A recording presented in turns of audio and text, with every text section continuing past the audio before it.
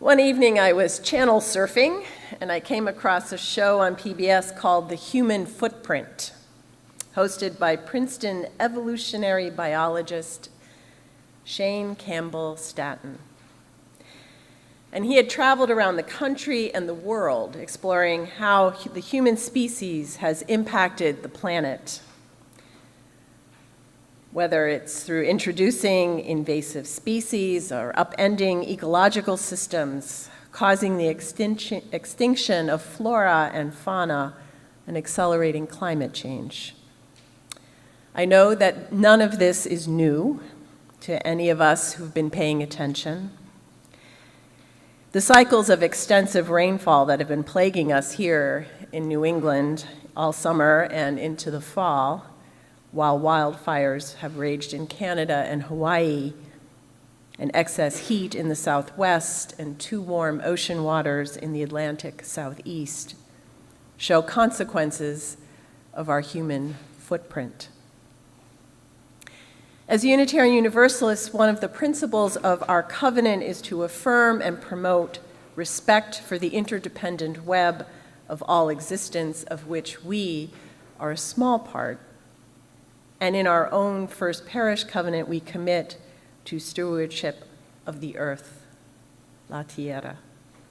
In other words, we pledge to be good ancestors, not just to the generations of humans to come, but the generations of all life. And while it can be overwhelming and frightening to witness what is happening to the environment, we have a commitment to care for this life and this earth as part of the gift of heritage we have received and will pass on. I'll be honest, I have a theological brain, not a science one. So I apologize for anything I am about to get wrong.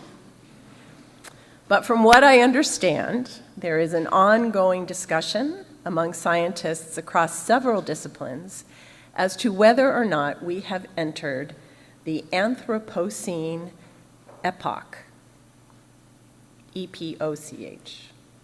Whether we are speaking scientifically, historically, or theologically, an epoch is a unit of time marked by a significant change or series of changes that results in a whole new order or environment. Geologically speaking, we have been living in the Holocene epoch, which started at the end of the last ice age, some 11,500 years ago. Just a blink of an eye.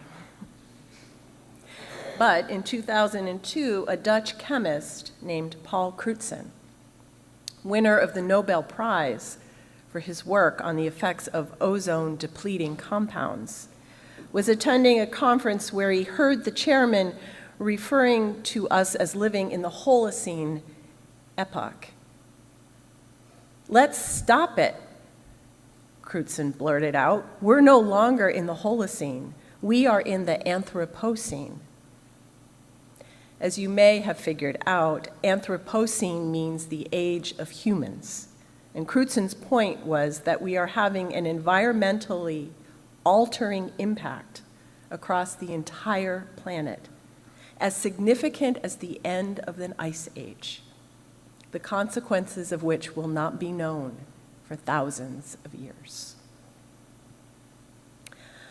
I've learned that scientists, like theologians, are good at arguing detail. In Christianity, for example, the Western and the Eastern churches split in the year 1054 over the letter I.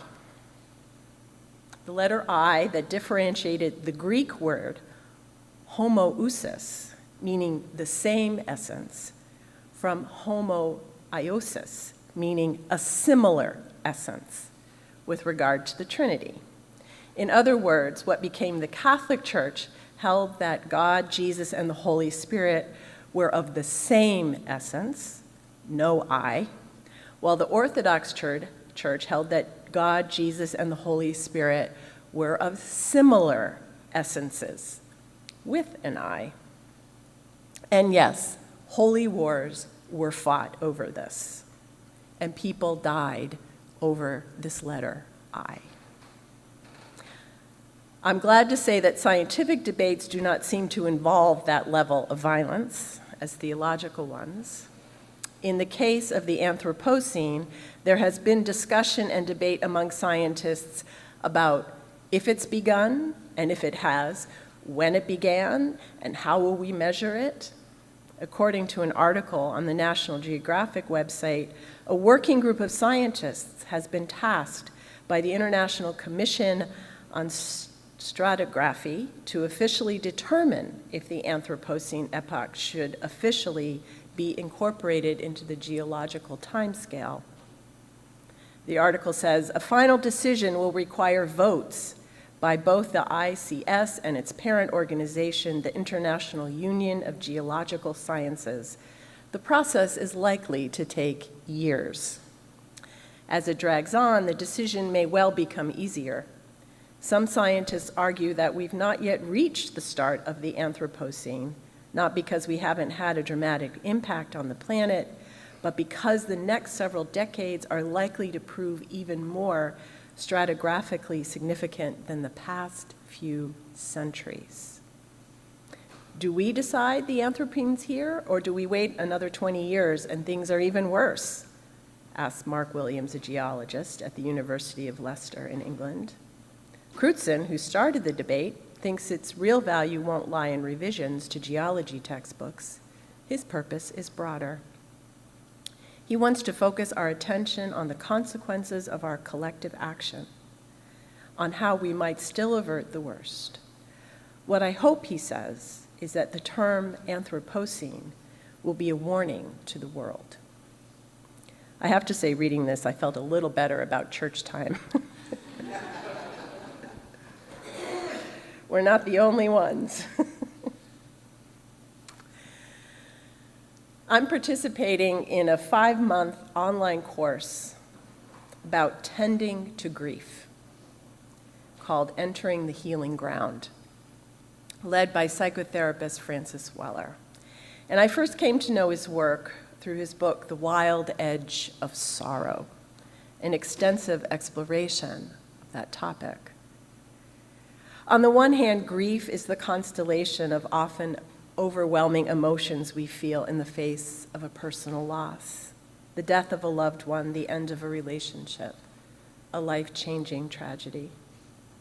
But Weller notes that we feel grief beyond our own losses. We are also impacted by the grief and traumas suffered in the previous generations of our families, our communities, and our cultures. Finally, he writes that we are part of the animus mundi, the soul of the world, and thus we are impacted by its sorrows, the loss of species, the destruction of ecosystems, the displacement and genocide of peoples, the fears for the future. The problem, Weller says, is that much of humanity is in denial of grief, whether our own individual losses as well as the losses to the soul of the world. And because of this denial and because of fear, grief can come out sideways through war and violence, overconsumption, scapegoating, numbing, and despair. What scientists call the Anthropocene, Weller calls the long dark. Both are ways of naming and understanding the nature of that liminal season we are in, betwixt and between a way of living and being that was,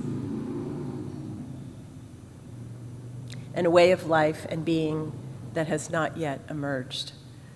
Weller writes, uncertainty has come into our homes and found its way into each of our lives. What was once stable and predictable has been shaken, and we have entered a deep descent into the unknown. Daily we receive news of the latest frightening climate report, of violations to our human and more than human kin, of tragedies in all parts of the world. Our psyches are inundated. The scale of suffering and loss is hard for us to comprehend as individuals. We are not wired for this level of persistent collective trauma. We are designed to metabolize the challenges and sorrows of our local community, the immediate watershed, and our own encounters with suffering. Learning to digest this wider emerging reality requires the support of community, of rituals that help us stay connected to the deeper threads of our souls, and a compelling story that invites our imaginations to dream of what is possible. Weller reminds us that grief is much more than our individual emotional responses to loss. Grief is one of the universal experiences that makes us human, because grief is about love. It is about relationship and memory and meaning. All of us at some point will experience grief, and we will need to metabolize it and integrate it into our living.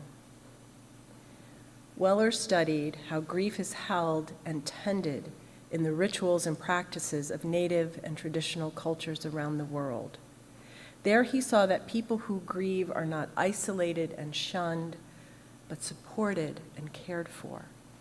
More than that, they come to be held in esteem as wise elders, souls who have survived the descent into a long dark, and who understand death and thus life and love more deeply. Weller believes that our hope for the future of the planet lies in our willingness to meet grief with this similar maturity of spirit. He writes, "Something is stirring in the depths of the times. Our collective denial appears to be cracking. We can no longer deny the fact that the world is radically changing.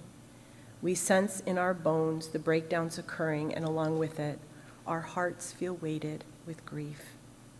It may be our shared sorrows, stirred by our love for this singular, irreplaceable planet, that will ultimately activate our communal commitment to respond to the rampant denigration of the world.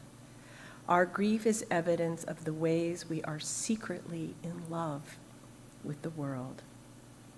Grief is love shadowed by loss."